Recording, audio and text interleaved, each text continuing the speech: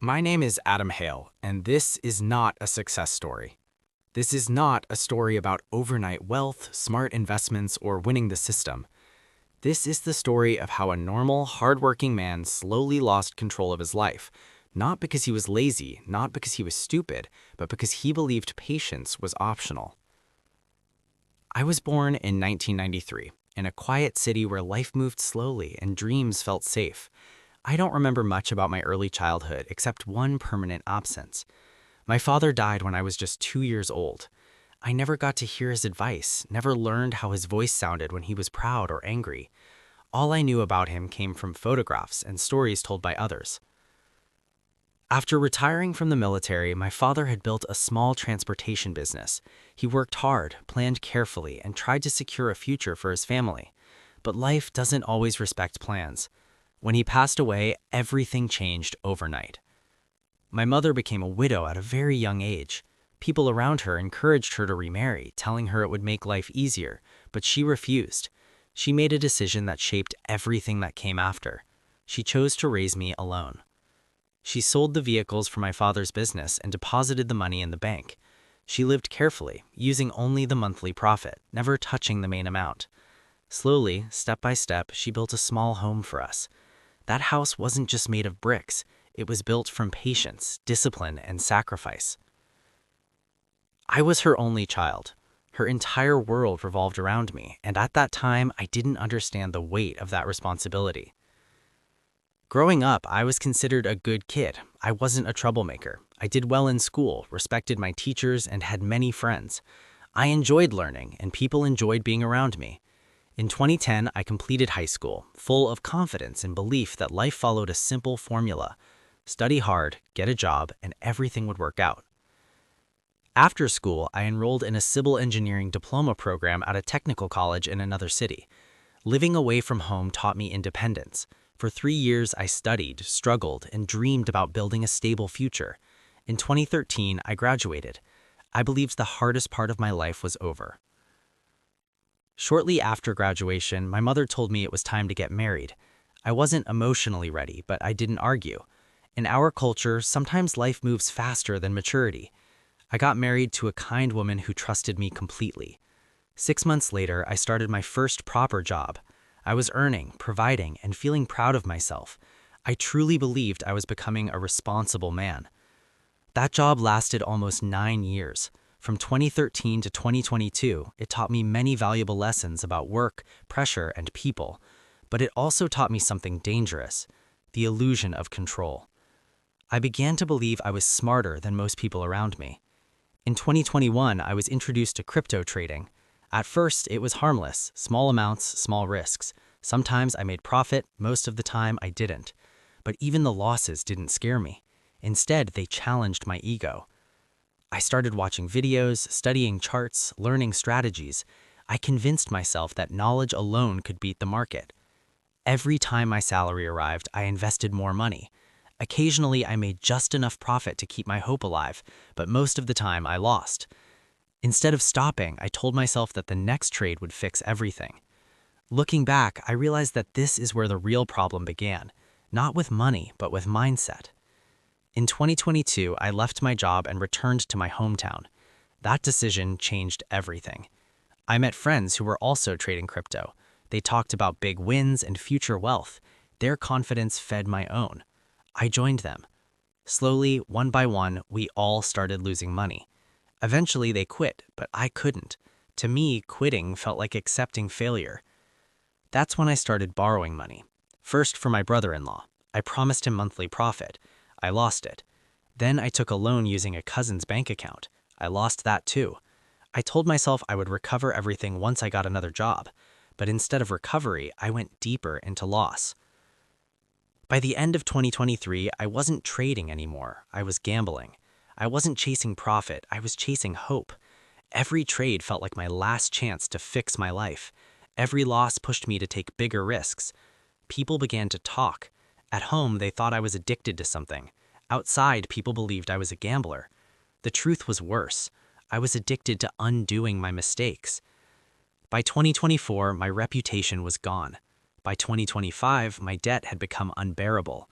There were moments when I thought about ending everything, but then I looked at my 2 children and I stopped. They were the only reason I was still standing. And this was only the beginning. I thought things couldn't get worse. I was wrong. When borrowed money becomes part of your daily life, something inside you starts to change. At first, you still feel guilty, you still feel fear, but slowly that fear turns into a habit, and habits don't feel dangerous anymore. After losing my own savings, I started depending on other people's money to survive, not just to trade, but to protect my image. I didn't want anyone to know how deep I had already fallen. So I smiled, I spoke confidently. I acted like everything was under control, even when my nights were filled with panic. I borrowed money again, this time from someone at work. I promised monthly profit. I didn't even believe my own words anymore, but I said them anyway. The money didn't go into smart trading, it went into desperate trading. I wasn't following strategies anymore, I was chasing losses. Every trade felt like a gamble where the next click could save me or destroy me completely. The money disappeared faster than I expected. Instead of fixing one problem, I was creating 3 new ones. I started using new money to pay old promises. If someone asked for profit, I paid them using someone else's funds. Not because I was evil, but because I was terrified. Terrified of being exposed. Terrified of disappointing everyone. Terrified of facing the truth. At home, things were getting worse. I stopped bringing peace into my house. My wife could feel it. She didn't ask many questions, but her silence was louder than words. My mother noticed the change too. I was always distracted, always tense, always somewhere else, even when I was physically present. People started looking at me differently. Respect slowly turned into suspicion. Some believed I was addicted to drugs. Others believed I was gambling. Everyone had a theory, but no one knew the real story. And I couldn't tell anyone because the moment I spoke the truth, everything would collapse. Then came the day my brother-in-law asked for his money back. I had no answer. That was the first time I felt truly cornered. I sold my wife's jewelry, the gold she had brought with her, as security, as dignity, as trust. Handing it over felt like ripping something out of my chest.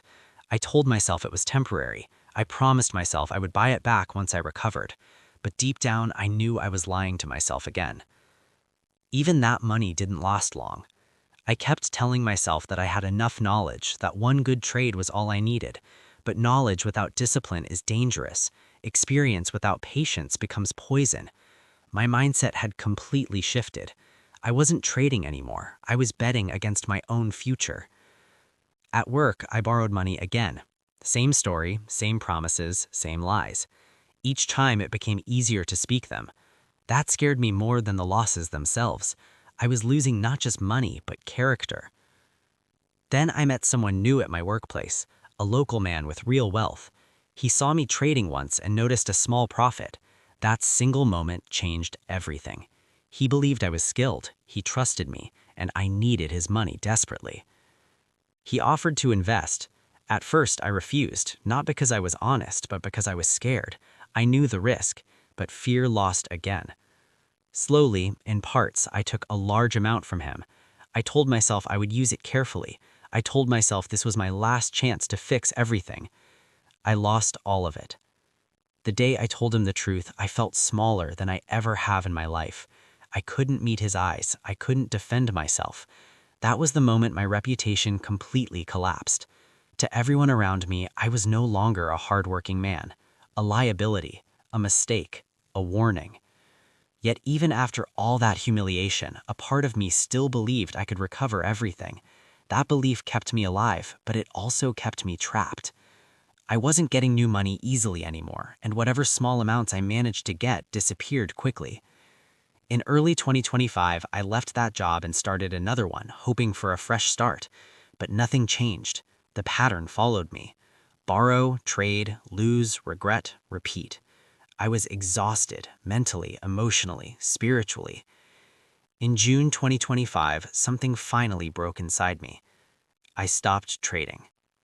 For the first time in years, there were no new losses, no charts, no midnight panic, just silence. The debts were still there, but at least they weren't growing anymore. That silence was painful, but it was honest. By October, I left that job too. I was buried under debt, shame, and regret. There were nights when I seriously thought about ending everything. The only reason I didn't was my children. Every time the thought crossed my mind, I stopped. I couldn't abandon them the way life had taken my father from me. Today, I'm still standing, still in debt, still rebuilding, but no longer lying to myself. I'm trying new paths, learning e-commerce, exploring YouTube automation, working harder than ever before. I don't know when success will come, but I know one thing for sure. If someone asks me about crypto now, I tell them this: only do it if you truly have patience. If you don't, stay away, because the market doesn't destroy you, your impatience does. I lost everything because I wanted everything too fast. But this story is not over yet. When everything stopped, that's when the noise inside my head became loud.